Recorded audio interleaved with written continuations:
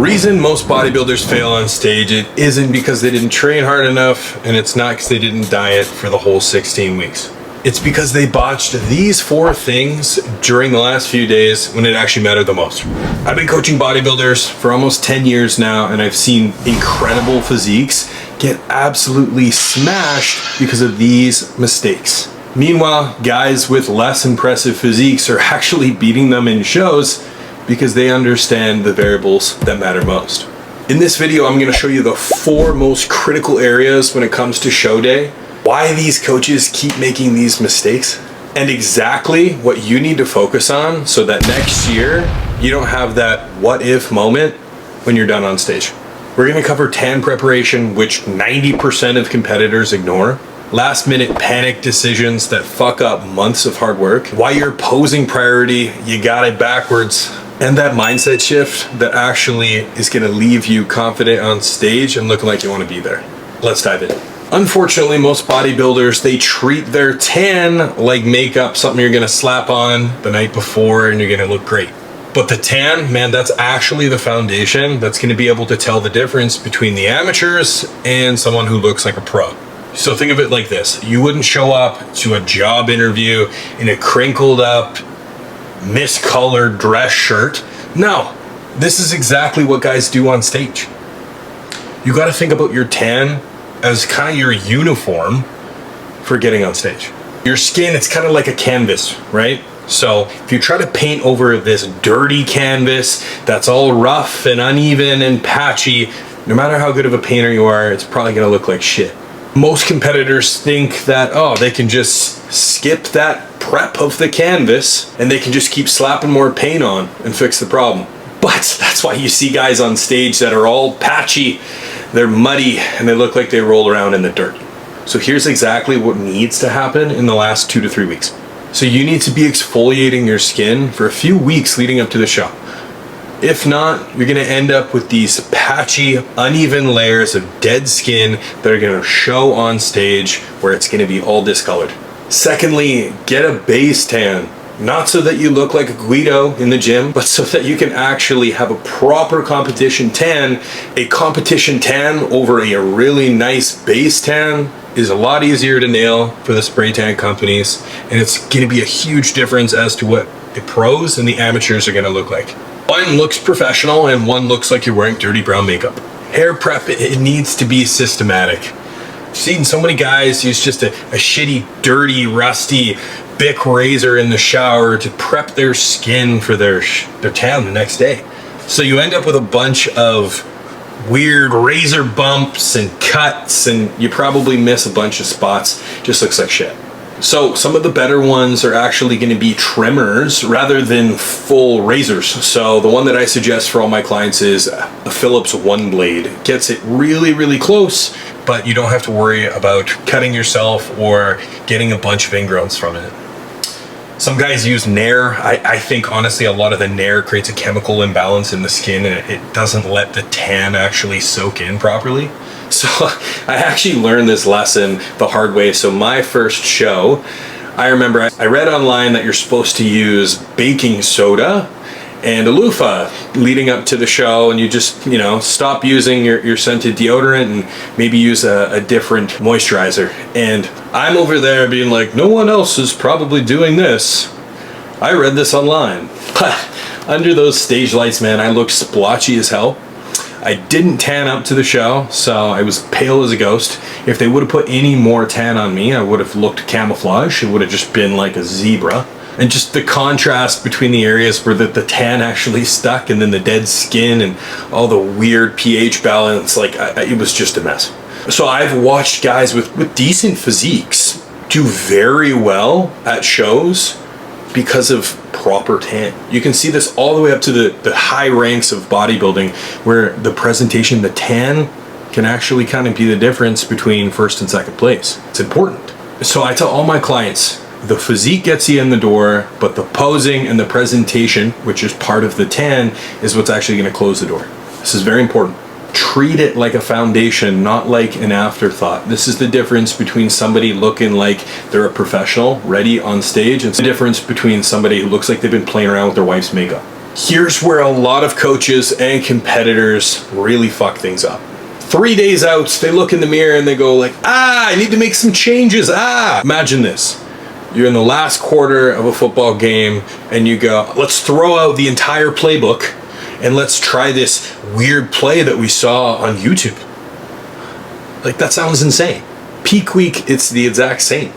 We collect all this data for weeks and weeks and weeks on what works with the body, what doesn't work with the body. So let's use it. Let's not just throw a flea flicker and hope for the best. But unfortunately, that seems to be what a lot of coaches do, and it's still unfortunately hanging around in the industry where let's throw a diuretic here, let's throw a cheeseburger over here, stop drinking water, drink some wine. You're just throwing random shit at the body that you don't know how it's going to react and hoping for the best. I've seen it lots of times where guys will be looking great leading up to the show. You get on stage, you go, what the fuck happened? And you hear about the protocols some of their coaches are running. It's just doesn't make sense. I've actually had a lot of clients come to me after this, where they come over and their next prep, they're like, whoa, I didn't understand, the last prep when I was doing this with another coach, what our method was. As if you explain it during, the peak week, we're matching weights and we're matching a look to that weight. There's a system behind what we're doing so that the client actually has a good understanding, And the results, it's predictable. You're actually able to predict exactly what the physique's going to look like at this exact weight. We're not throwing shit and just hoping for the best. The best changes come from these tiny little small calculated decisions, and they work. So some of the hardest parts of these peaking protocols can just be patience. Don't start freaking out and doing some weird shit. More cardio, less food, different drugs, diuretics. Or you realize that peak week is just about these fine tunes and unveiling something that's already there and not trying to just build it at the last minute. It's not gonna work. So many guys spend so much time putting together this beautiful, super artsy fartsy routine, and then they get up and they do their mandatories and they look like shit. It's like practicing how to do your victory dance but without actually practicing the plays that are gonna work. What matters is your mandatories. This is where the judges are picking apart every single body part, the flow, the little nuances in somebody's physique that they're actually able to present well. You don't get scored on your posing routine. These aren't just random poses. These poses are here so that the judges can actually pick apart these specific body parts in these poses. Your routine, it might get you noticed, but mandatories are going to get you the win. So here's the hard truth. If you don't have a physique that's actually worth presenting, no amount of beautiful posing routine with all the transitions is going to make the difference. But the opposite also works. If you have the development and the physique, but your posing is dog shit, you can lose the show that way. So posing practice isn't just memorizing poses and holding them for a few seconds. It's about these tiny little tweaks that are going to help you present your best look in each specific pose and hide your weaknesses. Everybody's different. The way that I'm going to present a front double might be slightly different than someone else. If we're trying to hide or show certain body parts, certain advantages or disadvantages, those are different for each person. So that's where working with someone who can understand the uniqueness of how to pose your body can be game-changing. So you can have the best physique, you can have the best tan, your posing can be nailed, but if you look like you're up there getting a root canal, everybody can feel it. Confidence, it's not this bullshit mind fluff. It's something that you can actually see on stage. Think about this like a concert, right? You go to a concert and you see, one guitarist over here rocking, cruising, vibing, having fun, relaxed, versus someone stiff as a board on the other side. They could be playing, the exact same technical, like they're doing great. Who are you gonna remember? Who are your eyes gonna gravitate to? The guy with the confidence, the guy who looks like he wants to be there. It's the exact same thing with bodybuilding. Look like you want to be there. Show confidence. As much as the judges, they try to be super analytical, they're humans. There's going to be a little bit of human nature in there. Or if somebody looks like they have some good stage charisma, your eyes are going to just gravitate towards them. You just need to reframe your mind. You spent 16 plus weeks completely transforming your body. The placings that you get that you're so nervous about, you're not able to determine them. You bringing your best package, that's the W. That's the win. So you need to actually come from that mindset. I already won. I brought my best that I could. And if you didn't, that's a different conversation. If you place first or if you place last, doesn't matter, because you're just working to get better every single time, and you're actually going to be enjoying the process. You might actually want to keep bodybuilding. The goal isn't just to win a show and be done. It's actually to just fall in love with the process, and that's actually going to make you a better bodybuilder. So here's the recap. Here's the truth about show day. It's not about this magic. It's about revealing what you've been doing for the last few months. Your physique is a showcase of what you've been doing for weeks and weeks and weeks. These 4 factors, they're going to be the difference.